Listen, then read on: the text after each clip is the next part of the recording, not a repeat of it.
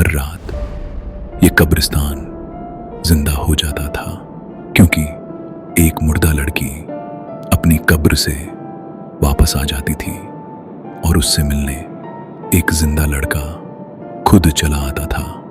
लोग कहते थे वो पागल है, लेकिन सच इससे भी ज्यादा डरावना था। उस लड़के का नाम था अयान।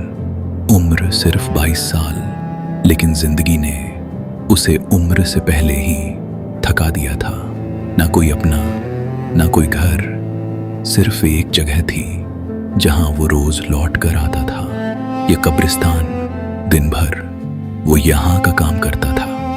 नई कब्रें खोदना, मिट्टी हटाना, पुराने पत्थरों को साफ करना, और रात होते ही यही जगह उसका घर बन जाती थी। ठंडी मिट्टी, सन्नाटा और हवा की आवाज, ये सब अब उसकी आदत बन चुके थे। लोग उसे देखकर कहते थे, ये लड़का जिंदा लोगों के बीच नहीं, मुर्दों के साथ रहता है। लेकिन अयान के लिए ये कब्रिस्तान सिर्फ मौत की जगह नहीं था, ये उसकी तन्हाई का आखिरी सहारा था। और फिर एक रात सब कुछ बदल गया। उस रात हवा कुछ ज्यादा ही ठंडी थी। धुंध इतनी घनी थी कि सामने कुछ साफ नजर नहीं आ रहा था। अयान अपना काम खत्म करके वापस जाने ही वाला था, तभी उसने कुछ देखा। एक कब्र के पास कोई खड़ा था। एक लड़की सफेद कपड़ों में, बिल्कुल चुप, बिल्कुल बेहरकत। उसके बाल हवा में धीरे धीरे हिल रहे थे और उसका चेहरा आधा धुंध में छुपा हुआ था। अयान के कदम वहीं रुक गए। वो समझ नहीं पाया कि वो जो देख रहा है वो सच है या कोई भ्रम। वो धीरे धीरे उस लड़की की तरफ बढ़ा, और जैसे ही वो करीब आया, लड़की ने अपनी आंखें उठाईं। वो आंखें अजीब थीं, जैसे उनमें जिंदगी नहीं थी, लेकिन फिर भी उनमें एक अजीब सी खामोशी थी। और फिर वो लड़की हल्की सी मुस्कुराई। उस रात के बाद अयान बदल गया था। वो अब सिर्फ काम के लिए नहीं, बल्कि उस लड़की से मिलने के लिए कब्रिस्तान आने लगा था। हर रात वो उसी जगह खड़ा रहता जहां उसने उसे पहली बार देखा था, और फिर वो आती बिल्कुल उसी तरह, खामोश, धीरे धीरे, जैसे हवा के साथ चल रही हो। अयान अब उससे डरता नहीं था, बल्कि उसे उसका इंतजार रहता था। दोनों के बीच कोई ज्यादा बातें नहीं होती थीं, लेकिन फिर भी एक अजीब सा रिश्ता बन चुका था। अयान उसे देखता रहता और वो बस हल्की सी मुस्कुराती रहती।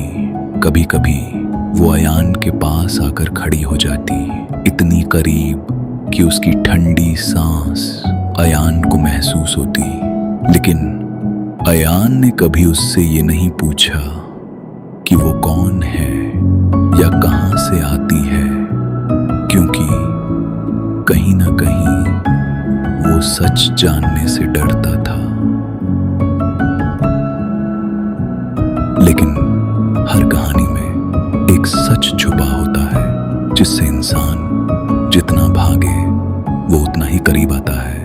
एक रात जब अयान हमेशा की तरह उसका इंतजार कर रहा था, तभी उसके पीछे से एक भारी आवाज आई, जिससे तू मिल रहा है, वो जिंदा नहीं है। अयान एकदम से मुड़ा। उसके सामने एक बूढ़ा आदमी खड़ा था। लंबी दाढ़ी, थकी हुई आंखें और चेहरे पर अजीब सी गंभीरता। अयान ने घबरा कर पूछा, आप कौन हो? बूढ़ा आदमी बस उसे देखता रहा, फिर धीरे से बोला, जिसे तू अपना समझ रहा है वो इस दुनिया की नहीं है। अयान चुप हो गया। उसे समझ नहीं आ रहा था कि वो डर जाए या उस बात को झूठ समझकर टाल दे। लेकिन उस बूढ़े आदमी की आंखों में कुछ ऐसा था जो झूठ नहीं लग रहा था। उस बूढ़े आदमी की बातें अयान के दिमाग में गूंजने लगी और तभी अचानक उसकी आंखों के सामने कुछ तस्वीरें उभरने लगी। बारिश वाली एक रात, अंधेरी सड़क और एक तेज दौड़ती हुई गाड़ी। उस गाड़ी में अयान था और उसके साथ वो लड़की भी। सब कुछ सामान्य था जब तक एक पल की गलती ने सब कुछ खत्म नहीं कर दिया। अचानक गाड़ी का संतुलन बिगड़ा, ब्रेक की तेज आवाज और फिर एक जोरदार टक्कर। चारों तरफ सिर्फ खामोशी, बारिश की आवाज और टूटे हुए कांच के टुकड़े। अयान जमीन पर गिरा हुआ था, उसकी सांसें तेज चल रही थीं। वो उठने की कोशिश करता है और जैसे ही उसकी नजर सामने जाती है वो जम जाता है। वो लड़की खून से लथपथ जमीन पर पड़ी थी, बिल्कुल खामोश, बिल्कुल बेजान। अयान के हाथ कांपने लगे। उसे सब याद आ गया, वो हादसा, उसकी गलती और उसकी मौत। अयान की आंखों में डर साफ दिखाई दे रहा था। उसने घबरा कर पूछा, तुम क्या कहना चाहते हो?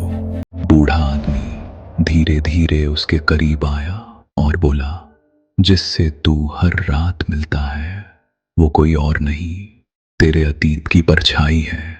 अयान का दिल तेज धड़कने लगा। वो कुछ समझ नहीं पा रहा था। तभी बूढ़ा आदमी और धीमी आवाज में बोला, वो लड़की मर चुकी है। अयान के पैरों तले जमीन खिसक गई। उसने घबरा कर पीछे देखा। जहां वो खड़ी होती थी वहां अब सिर्फ धुंध थी। बूढ़ा आदमी फिर बोला, तू रोज जिससे मिलने आता है वो तेरी गलती की याद है। एक ऐसा सच जिससे तू भाग नहीं सकता। अयान की सांसें तेज हो गई थीं। उसका दिल जोर जोर से धड़क रहा था। वो धीरे धीरे पीछे मुड़ा और वहां वो खड़ी थी, वही लड़की, नूर। लेकिन आज उसकी मुस्कान वैसी नहीं थी। उसकी आंखों में एक अजीब सा दर्द था और गुस्सा भी। अयान की आंखों से आंसू बहने लगे। वो कांपती आवाज में बोला, मुझे माफ कर दो। नूर चुप रही, बस उसे देखती रही। फिर धीरे से बोली, हर रात तुम मुझे फिर से मारते हो। अयान टूट गया, वो जमीन पर गिर गया। उसने रोते हुए कहा, मैंने जानबूझकर नहीं किया था, मैं तुमसे प्यार करता था। नौर की आंखों से भी आंसू बहने लगे, लेकिन उसकी आवाज अब भी ठंडी थी। प्यार, अगर ये प्यार था तो मेरी मौत क्या थी? चारों तरफ सन्नाटा छा गया। अयान के पास अब कोई जवाब नहीं था। कुछ देर बाद वो धीरे से उठा और नूर की कब्र की तरफ बढ़ा। उसने आखिरी बार उसकी तरफ देखा और बोला, इस बार मैं तुम्हें अकेला नहीं छोड़ूंगा। उस रात कब्रिस्तान फिर से खामोश हो गया। हवा रुक गई और धुंध धीरे धीरे फैलने लगी। सुबह हुई। जब लोग वहां पहुंचे उन्होंने देखा अयान नूर की कब्र के पास बेजान पड़ा था। उसकी आंखें बंद थीं और चेहरा बिल्कुल शांत था, जैसे उसे आखिरकार सुकून मिल गया हो। लेकिन कहानी यहीं खत्म नहीं हुई। उसी रात कब्रिस्तान में दो साए दिखाई दिए, धीरे धीरे चलते हुए एक साथ।